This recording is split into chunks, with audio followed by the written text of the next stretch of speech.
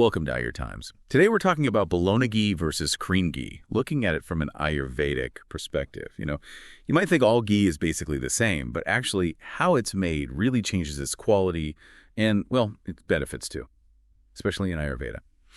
Let's start with the traditional way. Could you maybe walk us through that Bilona method? Like, what's that journey from milk to ghee look like? Sure. So the balana method, it traditionally starts with raw milk. Ideally, this is from indigenous A2 cows. Okay. Then, crucially, this milk ferments naturally into curd. This step develops probiotic qualities. Or fermentation. Exactly. Then that curd is churned traditionally by hand, though sometimes electric churners are used now to separate out the butter. This churning, it's a gentler process, and it's believed to retain vital energy. Vital energy. Yeah, and finally, that butter is heated very slowly, gently clarified until you get the pure ghee.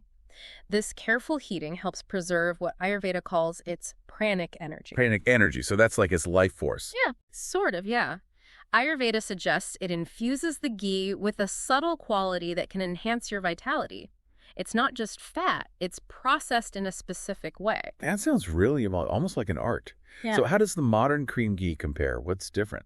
It's quite a contrast, really. The modern cream ghee process often starts with mixed milk sources. Mixed sources, meaning? Well, it can include milk from A1 cows, and for some people, the protein in A1 milk might be harder to digest, potentially causing sensitivities. A2 milk is generally preferred in Ayurveda. Okay. And the biggest difference, instead of fermenting into curd, mechanical separators are used to just pull the cream straight from the milk. So it completely skips the curd stage. Completely. The focus shifts, It becomes about industrial efficiency, large-scale production. Right. And because that key curd stage is missed, many of those specific Ayurvedic benefits are, well, they're just not developed in the same way. So putting them side by side, you'd actually see and taste the difference then. Oh, definitely. Bilona Ghee usually has this slightly granular texture. It's not perfectly smooth. Gravy, okay. And the flavor is richer, often nutty, aromatic. Cream ghee tends to be much smoother, often paler in color, and the flavor can be quite mild, almost bland in comparison. And that lack of fermentation in cream ghee is key. Absolutely. It impacts nutrient availability and those subtle energetic qualities Ayurveda talks about. Let's talk more about those Ayurvedic qualities. What kind of benefits does Ayurveda suggest come specifically from Bilona Ghee because of how it's made? Right. This is where it gets really interesting from an Ayurvedic standpoint. Ayurveda suggests Bilona Ghee does some profound things. It's said to kindle the digestive fire, that's Agni Dipana, but without aggravating Pitta dosha, which is quite unique. So it helps digestion without causing heat issues. Exactly. It's also considered a rasayana, which means a rejuvenator. It deeply nourishes the tissues and builds oshas. Oshas, that's like our core vitality. Precisely. Our fundamental essence of immunity and vigor. And it's also medya, a brain tonic. Good for memory, intelligence, emotional balance. Especially helpful for balancing vata and pitta. Wow, okay.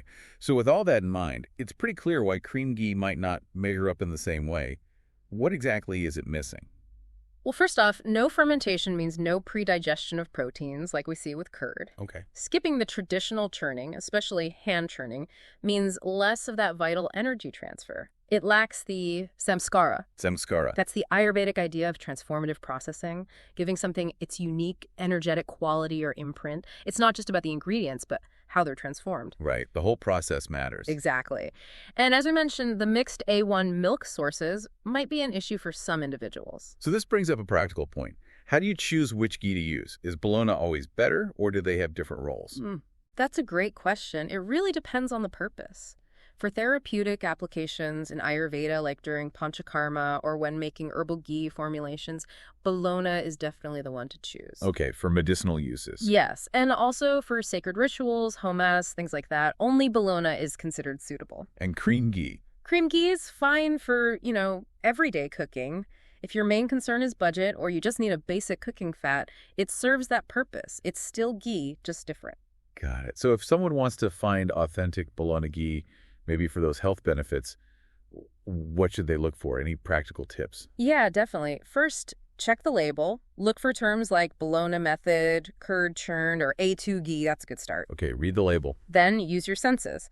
Authentic Bologna ghee usually has a rich, nutty, maybe slightly caramelized aroma, not just oily. Aroma, right. And the texture, like we said, should be somewhat grainy or granular. It often melts quite quickly if you rub a little between your fingers. Interesting texture clue. And be prepared for the price. It's generally higher because the traditional method is much more labor-intensive and uses specific A2 milk. That makes sense. More work, specific ingredients. Yeah. So summing it up, Bilona Ghee is really viewed in Ayurveda as something special, almost a medicinal elixir. It's the gold standard, rooted in ancient practices for nourishment and healing. While cream ghee is more for everyday cooking needs. Exactly. It fills a different niche. Thinking about how much the preparation method impacts something as basic as ghee. It makes you wonder, doesn't it? What other areas of our daily lives might hold similar, maybe untapped, wisdom hidden in traditional practices? Something to ponder. To explore more insights like these, remember to subscribe to the Ayur Times channel. And if you have questions or perhaps your own experiences with different types of ghee, please share them by commenting below. We genuinely love to hear from you.